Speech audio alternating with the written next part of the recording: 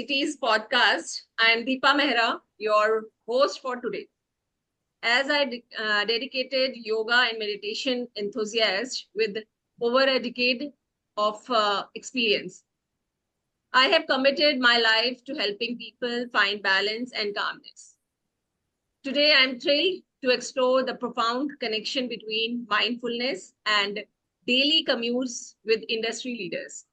In this podcast, we will delve into how innovative ideas and cutting edge digital tools in the transport industry can significantly reduce employee stress.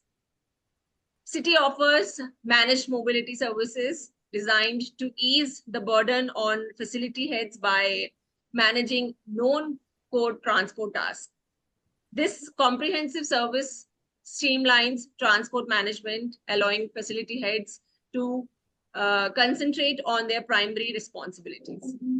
By expertly handling all transport related aspects, City ensures an efficient and seamless commute, enhancing productivity and employee satisfaction. So, join us as we uncover how mindfulness can transform the commuting experience and bolster mental well-being.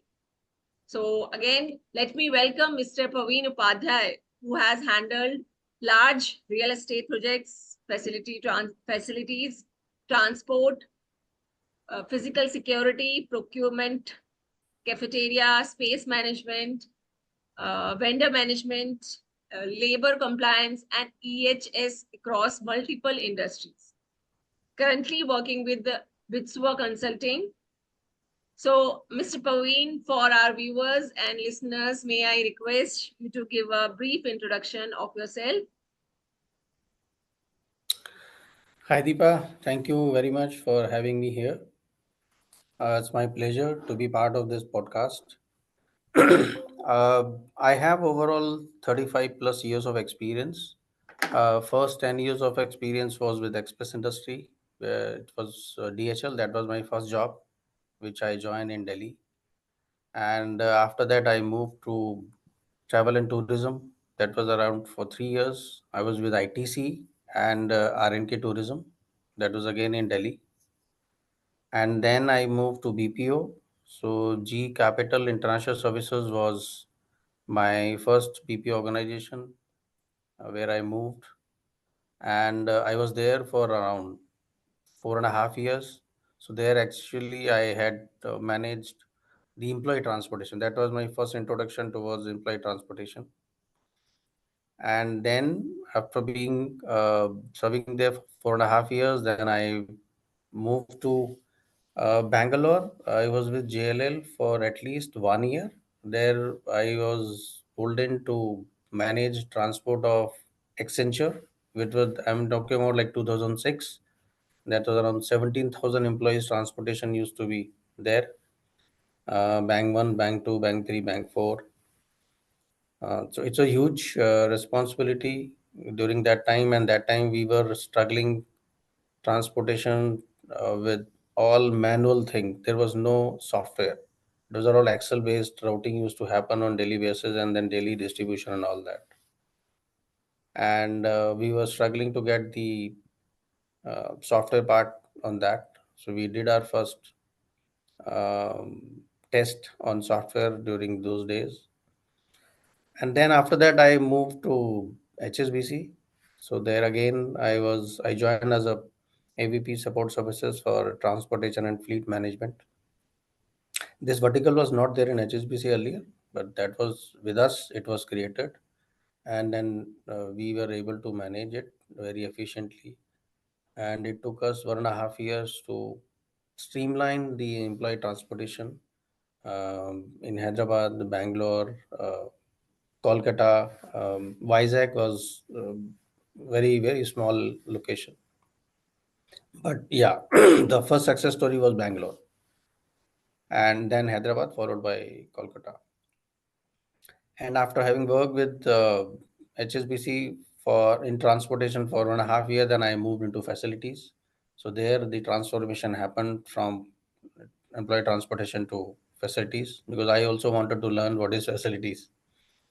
And then over a period of 3 months, and I could realize like, okay, fine, it's not a big thing. Yeah, we are able to manage, because I have seen and experienced in the industry that people who are able to manage transport are able to manage anything. But people are able to manage facility only, they'll not be able to manage transport, because it's not everybody's cup of tea. I have seen people who talk much about the woes of transport, and when I welcome them to join the gang and then see how you manage. And then after 15 days, their colleagues were saying like, you are talking the same language which transport team was saying. So it's basically, it's not that easy. And then so it was good experience in HSBC. I was there for 6 years, and then I moved to Vachusa. Vachusa is I have completed 11 and a half years now, Great. and I'm loving it because I have that passion. That passion is matching with my uh, values, of course, but the empowerment and encouragement which I get in Vachusa, so that's pretty much keep me going um, well on in aligning to my goals and desires and all. So that's a brief introduction for me. That's Thank you. wonderful. That's wonderful. Thank you, Nice. Mr. Praveen Upadhyay, for that introduction. It's inspiring to hear about your extensive knowledge in this arena and your wonderful experience. We are excited to learn more about the pioneering approaches and solutions you have executed over the years. So, before that, I'm also excited to welcome our visionary and energetic co founder of CEO and Mr. Sachin Agrawal. So, Mr. Sachin Agrawal, for our viewers and listeners, could you please share your quick introduction? Thank you, Deepa, and thank you, Mr. Upadhyay. We are fortunate to have you with us on this podcast. About me, I think we started Consulttrans right in the middle of the COVID, when the offices were shut down. Uh, there was no, activity happening as far as transport is concerned. Uh, and that is the time we realized that transport is something which is very, very complicated already. And as you rightly said, for a facility head, I think transport is of all the portfolios that a facility head handles. This is probably the toughest job of a facility head, and definitely a painful job that they handle. And we took a challenge to uh, solve that problem. So we are not, so in this unorganized industry of transport, we decided to, do our bit and try and solve this problem of a facility head in B2B space as far as transport is concerned. And how do we solve it? So there is a client, there are employees, right? So when you talk about cost optimization, it is for the client. And when you talk about the services, it is for the end user or the employees. And if you look at the complete ecosystem, there are, we as an organization, we are definitely concerned about our own employees. So we are of a strong believer that culture is king, right? So we are driving the right culture in the organization because we understand one thing: your product can be copied by the competitor, your services can be copied by the competitor, even your the branding can be copied by the competitor, but the culture is something which is unique to an organization. So hence we are very, very particular about this. We are not concerned about the speed at what we are growing, but definitely in the right direction and with the right culture around, right? And there's something for everyone in the entire ecosystem, whether it is our client, our investors, our own people.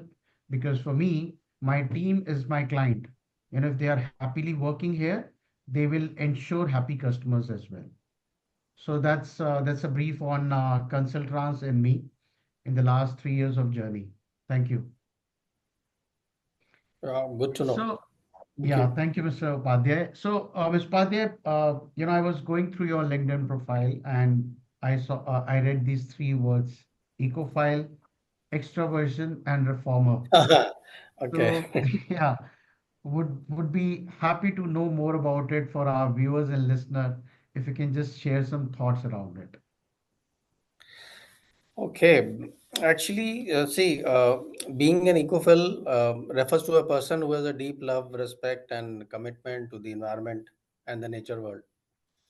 Uh, Basically, these people, I mean, I'm typically uh, live in harmony with nature, advocating for sustainable practices, protecting ecosystems, and minimize their ecological footprint.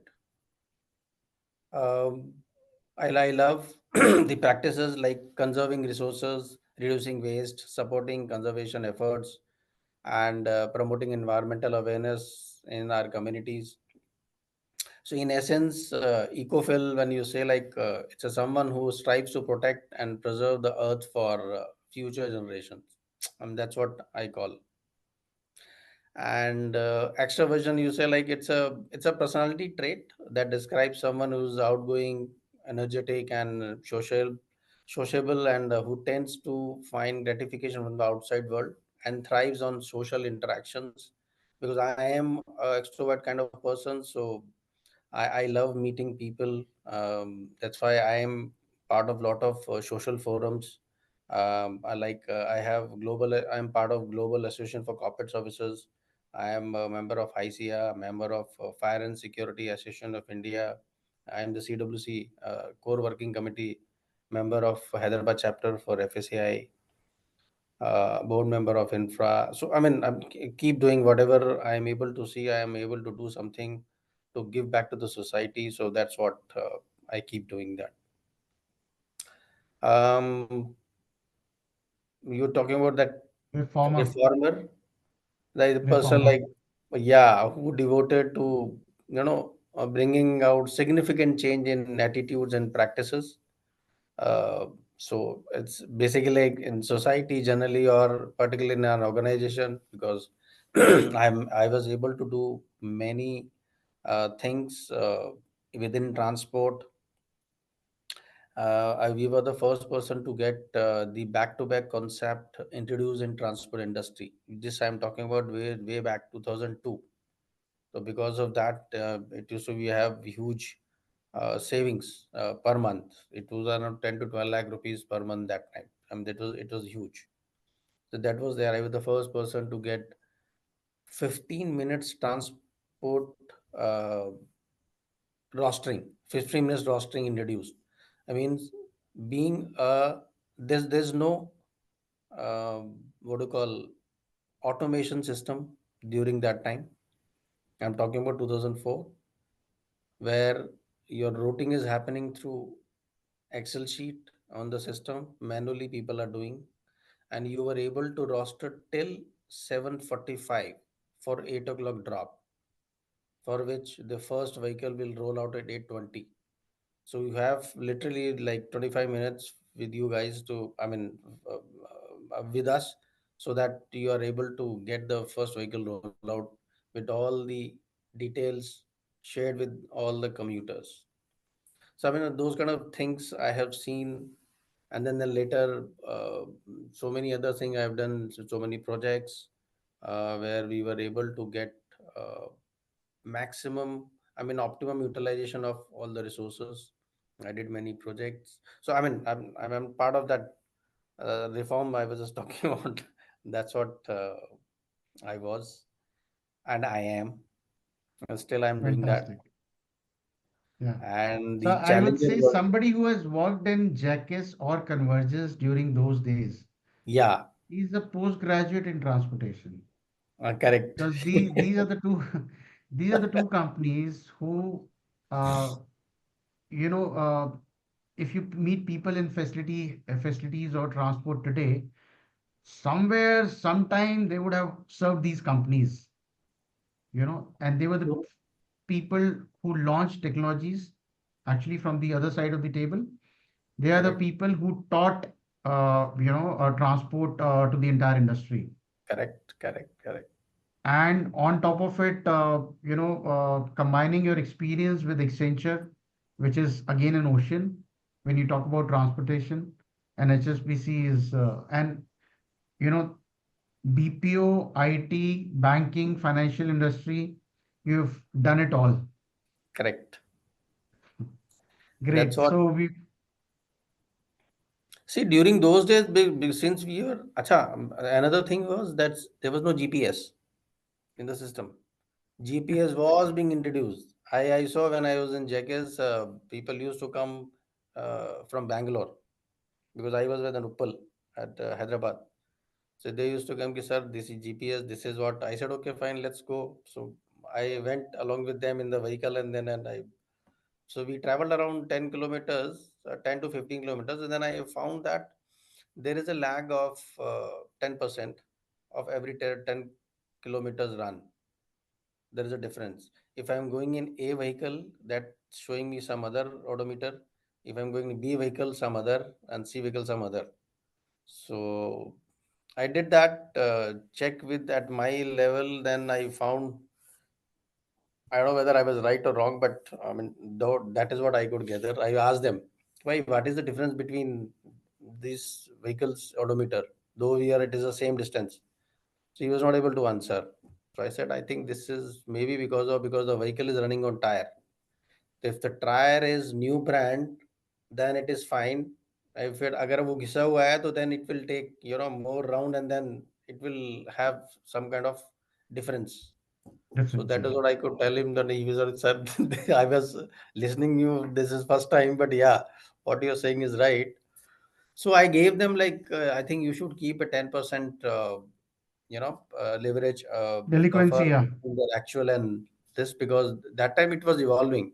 We were not, and there were so many blind spots are there, so that you will not come to know like actually it is connected to satellite where it is missing and all. So we have experienced all those things. So yeah, but that's what life say, अच्छा कोई teacher नहीं है. So we all have learned through our experiences only. So that's what I True, am. true, true. And I think when we talk about specifically about transport, I think we have evolved over last these 10, 15 years a lot. You know, Correct. technology was missing. You're saying GPS itself was missing about 20 years ago, Yeah, right? I think if you ask any of the transport heads or the facility heads today to manage facility transport without these two things, it looks next to impossible. absolutely. They'll not be able to even understand. Yeah, yeah. And managing such a large operations on Excel sheets and manual trip sheets, definitely that taught us a lot. Absolutely. I mean, hats off to these guys who were part of our team. They were like, it used to happen like this because because time is essence. Yeah. People will say, "Ki boss, 1 minute ऊपर हो गया." I mean, you have not put our roster. So Mm. those escalation used to be there, and then you know about a G, like G is used to be like And 4 years ahead of the market. So yeah, we were yeah. the The people who expectations were, were very different at a very different level. yeah. So we have written that history. So good. I'm Great. fortunate that I was part of that. Nice, nice. Pushpa, the other thing which I want to understand from you is, you see, we have changed the way we used to work, post-COVID. What what is the change that we've done, especially in the last 3 to 4 years post-COVID, the way we used to manage office transport, office commute, vis-a-vis the way we manage it today? Specifically, this time window of 3 to 4 years. See, actually, during COVID, I mean, it is evident that during that time, COVID is nothing but nature has slapped on our face and said that mend your ways, otherwise we have our ways and means to mend you guys. And I had seen a significant change in the system, in the ecosystem, in the environment, because I remember we have uh, incurred around thousands crores of rupees to clean the rivers. we were not able to get it. But the creatures like us, during lockdown, we were there in at our home. We were confined to our home, so all rivers got cleaned free of cost. The ozone layer got recovered 100%. There was no pollution. So that was a thing like we that was um it was a kind of trigger for us to understand ki how what kind of damages we were doing to the environment. And obviously this has resulted into our day-to-day working in our organization, so we could understand, okay, fine, work from home, which was a taboo or it used to be very exceptional thing, has become norm. Even for the it had a great impact on employee transportation even, because earlier people used to come to office by using transport. And it was a great I would say from sustainable perspective, you say it was good because instead of 10 people bringing their vehicle, they 10 are coming in two or three vehicles. So basically you are, reducing the carbon. Vehicles on the road. Correct. Vehicle on the road, traffic congestion, and all that. But after the COVID, and then we came to know that when people are not coming to office, so there is no transport. You don't need it because people are able to work from home. So transportation was nothing but a mode of commutation from between your home and office. So when you're not coming to office, so where does transport means? Nowhere. So that is why we have seen like transport industry. It was uh, a big disconnect between. There was no transport basically, and people were not doing that. But slowly, gradually, people have started coming. The R2Os are happening because there are a lot of things which are lagging. Uh, People are not able to connect because of the see, when you meet a people, you create that bonding. Out of sight, वो बोलते हैं ना कि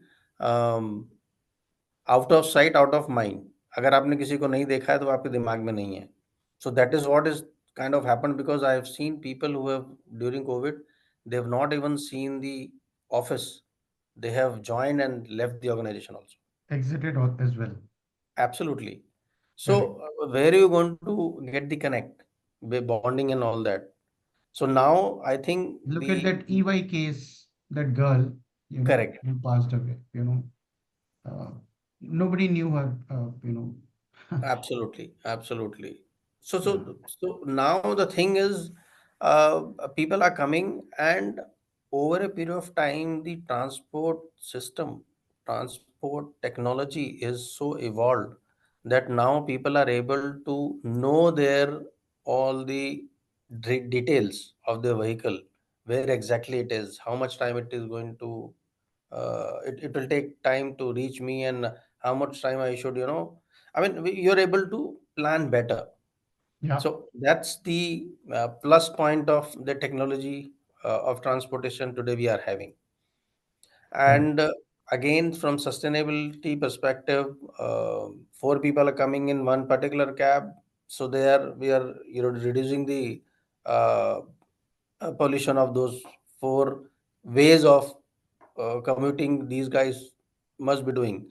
Somebody must be taking their own cab. Somebody is coming to the old, sorry, two wheeler or maybe through public transport. We don't know, but yes, it is going to have an impact. It is changing. Still, it is not. Many companies I have seen, the return to office is not 100%. In some companies it is 30%, some companies are 40%, some companies are 60 70%. Product companies, they have already done. Ratu happened way back. And the BPO KPO, yeah, it happened I think 2 3 years back. But for ITITs who are able to work from home, they're still analyzing and assessing and seeing, okay, fine, how best we can do that. Because when you ask the employee to come to office, so that means like they have to come if they're staying in some native place. So first they have to move, shift to this place, and then again, then you'll be able to make it. So yeah, the things are changing. So let's see how it is going to happen. But yes, Certainly, transport is going to play a crucial part, crucial role in reducing the carbon footprint. Yeah, so that is one. And then the way I look at it, especially with this new hybrid model, Hmm. uh, there are, we see, I mean, one of the most challenging tasks which a facility head is to ensure how we utilize our resources. So resources out here is the vehicles that we have. How do we ensure that we have the right kind of occupancy being achieved in a particular route or in a particular vehicle? That Correct. is little challenging for the facility heads today because there's a lot of uncertainty, how many people will come, on a given day because you don't have that fixed, rosters, which was the case earlier, Correct. right? Correct. So there are a lot of ad hoc cancellations happen. So that is little challenging, and I think the companies like us, we are trying to solve that problem also through our unique managed mobility model, wherein we came out with a model wherein we don't really charge you for the entire vehicle, right? We will charge you for the number of packs that are commuting in a particular route. So Oh, that is okay. one solution. Yeah.